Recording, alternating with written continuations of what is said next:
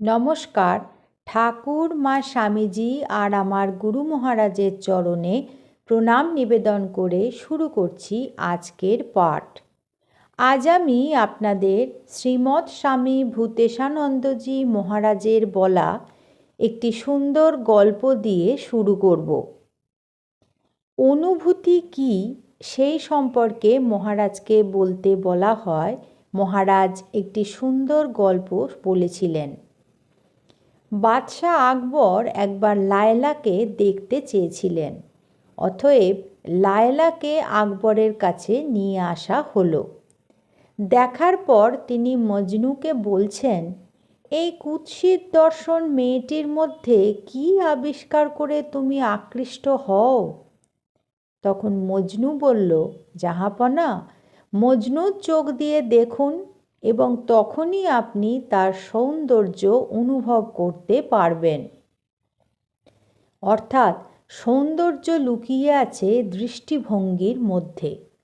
একই বস্তু একজনের চোখে সুন্দর কিন্তু আর একজনের কাছে অসুন্দর।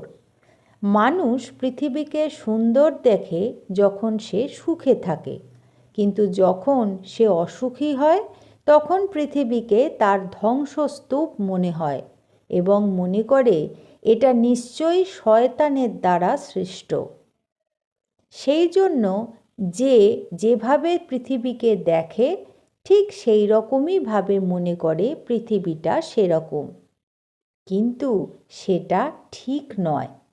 প্রত্যেকে তার নিজের নিজের চোখ দিয়ে পৃথিবীটিকে দর্শন করে।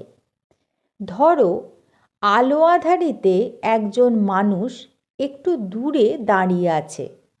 কেউ বলছে এটি একটি গাছ, কেউ বলছে উনি একজন যোগী, অন্য একজন বলছে এ একজন মাতাল, আবার কেউ বলছে আরে না না, ও তো চোর।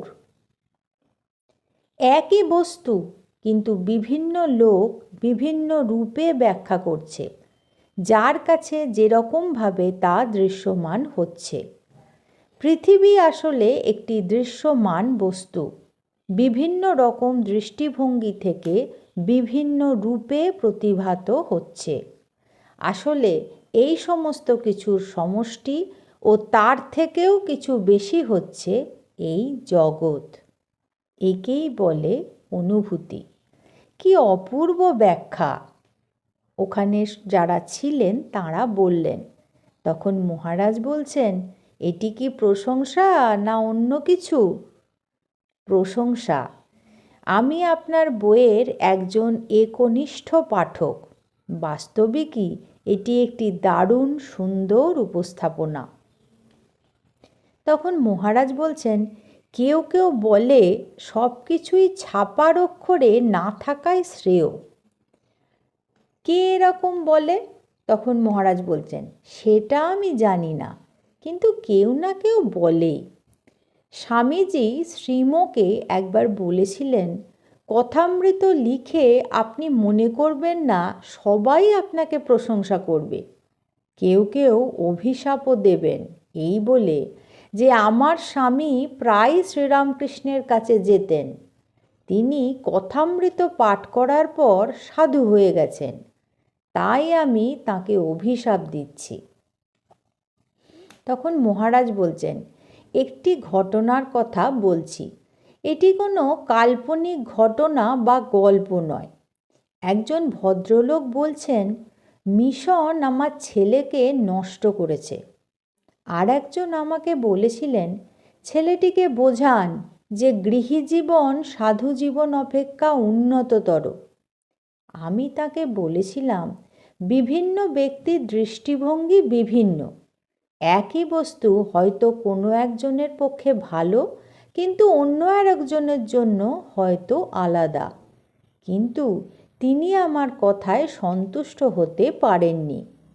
প্রায় মধ্যরাত পর্যন্ত তিনি সেই একই কথা বলে আমার বিরক্তি উৎপাদন করতে থাকেন যে ছেলেটিকে বলুন সাধু জীবন জীবন নয়, সাধু জীবন জীবনের উদ্দেশ্য হতে পারে না, গৃহী জীবনই আদর্শ জীবন।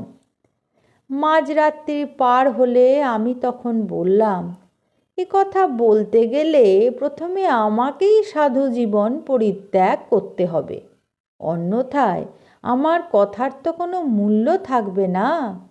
তখন সেই ভদ্রলোক চুপ করেছিলেন। আপনি আরেকটি জিনিস করতে পারতেন। আলমবাজার মঠে একজন পণ্ডিত এসেছিলেন স্বামীজিকে তর্কযুদ্ধে পরাজিত করার জন্য। স্বামীজি তখন গঙ্গা স্নানে যাচ্ছিলেন।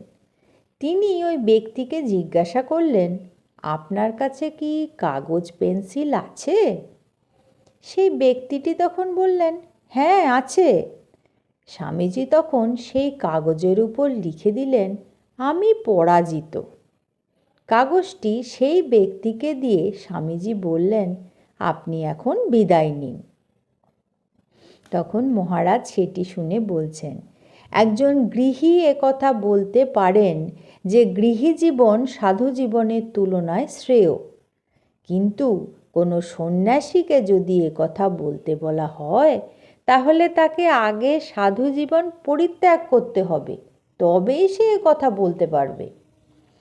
আমাদের একজন বন্ধু অদ্বৈত আশ্রমে সাধু হিসেবে যোগদান করতে এসেছিল। তার মা বাবা গম্ভীরানন্দ মহারাজের সঙ্গে দেখা করে তাকে অনুরোধ করেন ছেলেকে বাড়ি ফিরে যেতে বলার জন্য।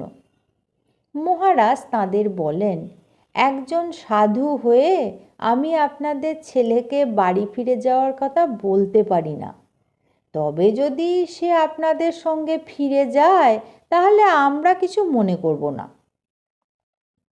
আমি যে ছেলেটির কথা বললাম তার ক্ষেত্রে হয়েছিল কি, সে সাধুও হয়নি গৃহীও হয়নি।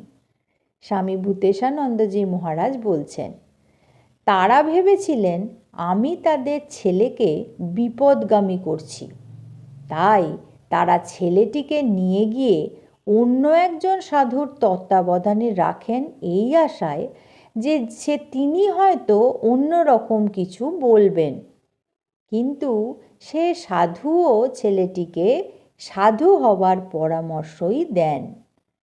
তখন তার বাবা ছেলেকে নিয়ে কি করবেন সেই ভাবনায় খুবই মুশকিলে পড়েছিলেন।